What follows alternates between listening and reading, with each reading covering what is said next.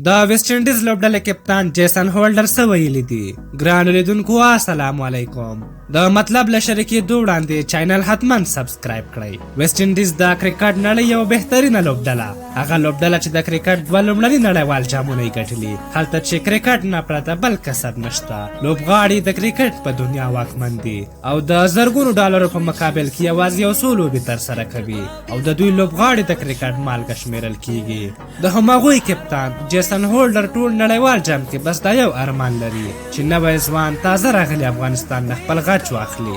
د یادونې وړ ده چې افغانستان کرکټ نړیوال جام غوراوي پړاو کې ویسټ انډیز ته 2 ځلې ماتې ورکړې وه. جیسن هولډر ویلي افغانستان په هغو لوبو کې موږ له صحنې باسلي وو او موږ به افغانستان په نړیوال جام کې له صحنې وباسو.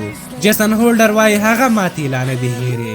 افغانستان به له ویسټ انډیز سره د نړیوال جام په 42مه لوبه کې د جولای په 4مه د سیالۍ ډګر ته ووځي. که چېرته ویسټ انډیز بل پړاو ته لاره نه وي پیدا کړې نو دغه لوبه به د کرکټ مشهور لوبغاړي یونیورس باس کرسټف هنري ګیل لپاره وروستۍ سیالۍ وي. له جیسن هولډر وړاندې د انګلستان لوبډل مشر وین مورګن هم ویلي وو چې افغانستان د وړتیاو لوبډله ده او ډېر ټیمونه به خفه کړي. دغه راز د نیوزیلینډ لوبډلې لوبډل مشر کین ویلیامسن هم ویلي وو چې افغانستان به قوي لوبډلې ماتې کړي. په اسیا جام کې د افغان لوبډلې له بهترینو لوبو وروسته ټولې لوبډلې په ویره کې دي. که څه هم افغانستان له دې وړاندې هم نړیوالو جامونو کې برخه اخیستې، خو دا لومړی ځل ده چې نورې لوبډلې د افغانستان په هکله دومره غږیږي. افغانستان لوبډله اوس د 2015 کال لوبډله نه ده.